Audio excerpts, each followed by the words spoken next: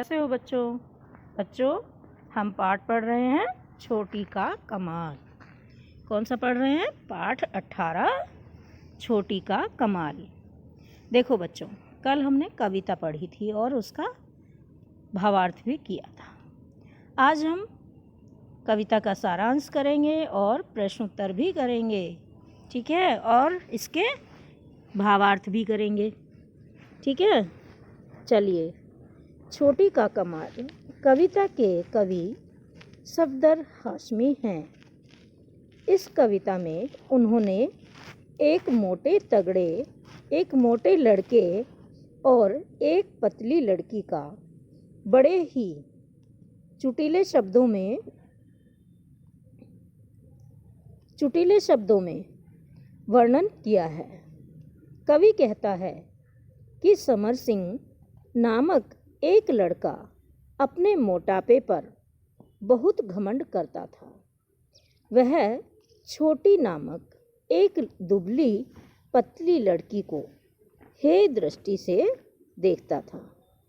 वह अपने को आलू भरा पराठा और छोटी को पतली रोटी कहता था। वह अपने को लंबा, मोटा तगड़ा तथा मोटा पटसन का रस्सा समझता था, जबकि छोटी को दुबली, पतली तथा छोटी कच्ची सुतली। लेकिन जब दोनों शीशा पर बैठे तो समर सिंह के होश ठिकाने आ गए। क्या आ गए? होश ठिकाने आ गए। हल्के होने के कारण छोटी झूले के दूसरे हिस्से में चोटी पर पहुंच गई और समर सिंह भारी होने के कारण झूले के दूसरे छोर पर नीचे रह गया। समर सिंह की अकड़ दूर हो गई। देखो बच्चों, जब हम कोई भी काम करते हैं और हमें जब घमंड हो जाता है तो उसमें हमारा ही नुकसान होता है। क्यों होता है? क्योंकि घमंड के कारण हम अपने आप को बहुत बड़ा और तगड़ा महसूस करने लगते हैं और सभी पर अकड़ दिखाते हैं। लेकिन जब हम सभी को अपने बराबर समझते हैं तो हमारे अंदर ना तो अकड़ आती है और ना ही हम एक दूसरे को छोटा समझते हैं, ना ही उसे तुच्छ दृष्टि से देखते हैं। तो बच्चों देखो, हमें कभी भी किसी को भी गलत दृष्टि से नहीं देखना चाहिए, यानी हीन भावना से नहीं देखना चाहिए। हमें हमेशा दूसरों का सम्मान करना चाहिए और दूसरों के साथ अच्छा व्यवहार करना चाहिए। ये नहीं कि हम मोटे तगड़े हैं तो हम पतले लोगों को ना समझें और उनका मजाक उड़ाएं। ऐसा नहीं होना चाहिए। चलिए बच्चों, अब हम काव्यांशों की व्याख्या करते हैं। देखो, समर सिंह थे बहुत अकड़ते, छोटी कितनी छोटी, मैं हूँ आलू भरा पराठा, छोटी पतली रोटी, मैं हूँ लंबा मोटा तगड़ा, छोटी पतली दुबली, मैं मोटा पटसन का रस्सा, छोटी कच्ची सुतली। देखो बच्चों, इसके शब्दार्थ हैं अकड़ना, घमंड दिखाना, पटसन एक पौधा जिसके रेशे से रस्सी या बोरा आदि बनाए जाते हैं, सुतली डोरी यानी रस्सी। इसका प्रसंग है उपयुक्त पंक्तियां हमारी पाठ्य पुस्तक रिमझिम भाग 1 में संकलित कविता छोटी। देखो बच्चों, उपयुक्त पंक्तियां हमारी पाठ्य पुस्तक रिमझिम भाग 1 में संकलित कविता छोटी का कमाल से ली गई हैं। यह कविता सफदर हाशमी द्वारा रचित है। इसमें उन्होंने एक मोटे लड़के के घमंड को दर्शाया है। किसको दर्शाया है बच्चों? मोटे लड़के के घमंड को। पर बहुत घमंड है। वह पतली लड़की छोटी को बड़े ही उपहास की दृष्टि से देखता है। वह सोचता है कि मैं आलू भरे पराठे की तरह हूँ और छोटी पतली रोटी की तरह। मैं लंबा मोटा तगड़ा हूँ, जबकि छोटी दुबली और पतली है। समर सिंह अपने को पटसन का रस्सा तथा छोटी को कच्ची सुतली मानता है।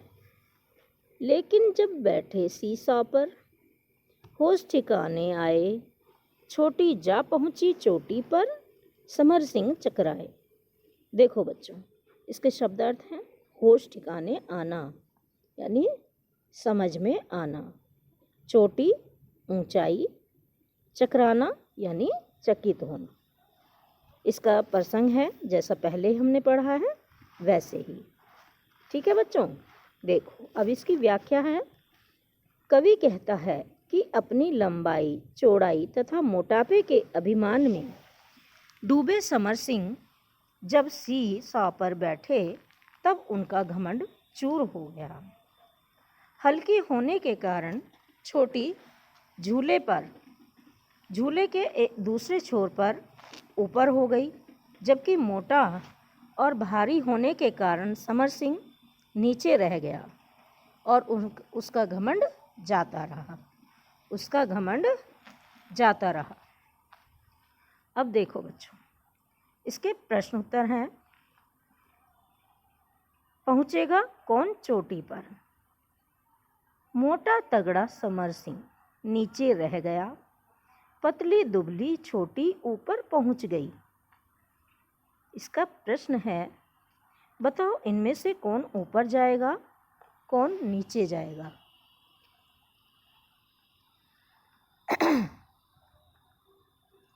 पतली दुबली छोटी ऊपर पहुंच गई।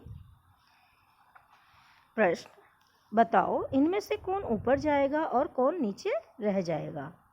देखो बच्चों, हाथी नीचे रह जाएगा, चूहा ऊपर पहुंच जाएगा, शेर नीचे रह जाएगा और बिल्ली ऊपर पहुंच जाएगी। तुम और तुम्हारा दोस्त या सहेली। देखो बच्चों, यदि तुम मोटे तगड़े हो तो तुम्हारा दोस्त नीचे रह जाएगा, तुम्हारा दोस्त ऊपर पहुंच जाएगा। और यदि तुम हल्के हो यानी पतले दुबले हो और तुम्हारा दोस्त भारी है तो वो नीचे रह जाएगा और तुम ऊपर पहुंच जाओगे। ठीक है बच्चों, देखो ऊपर चूहा जाएगा, नीचे हाथी रह जाएगा, शेर नीचे रह जाएगा और बिल्ली ऊपर चली जाएगी। तुम ऊपर जाओगे और तुम्हारा दोस्त या सहेली वो नीचे आ जाएगी, क्योंकि तुम पतले दुबले हो और तुम्हारा दोस्त मोटा तगड़ा है। प्रश्न नंबर 2, समर सिंह बहुत अकड़ते थे। इनमें से कौन कौन अकड़ेगा? देखो बच्चों, राजा, कक्षा का मॉनिटर और पहलवान, ये अकड़ने वाले लोग हैं, है ना? क्योंकि राजा अपनी प्रजा पर अकड़ता है, कक्षा का मॉनिटर अपनी कक्षा पर अकड़ता है और पहलवान अपनी पहलवानी पर अकड़ता है। जबकि शेर दहाड़ता है, क्योंकि शेर भी जंगल का राजा होता है, इसलिए वो दहाड़ता है, वो भी अकड़ता है। सुहानी एक लड़की है, वो नहीं अकड़ती। चोर भी नहीं अकड़ता है, चोर भी दबी आवाज़ में बोलता है। और तुम्हारा दोस्त वो तुम्हारे साथ अच्छा व्यवहार करता है, तो इसलिए वो भी नहीं अकड़ेगा। तो बच्चों देखो, जब हम कोई भी कार्य करते हैं तो हमें क्या करना होता है कि हम अपने कार्य को मन से ध्यान लगाकर करते हैं। हम अपने काम को किसी दूसरे के ऊपर नहीं छोड़ते और ना ही हमें दूसरे के ऊपर छोड़ना चाहिए। ठीक है, तो हमें हमेशा अपना काम नम्रता के साथ करना चाहिए, ना कि हमें अकड़ के साथ। यदि हम अकड़ते हैं तो हमारे कार्य अधूरे रह जाते हैं।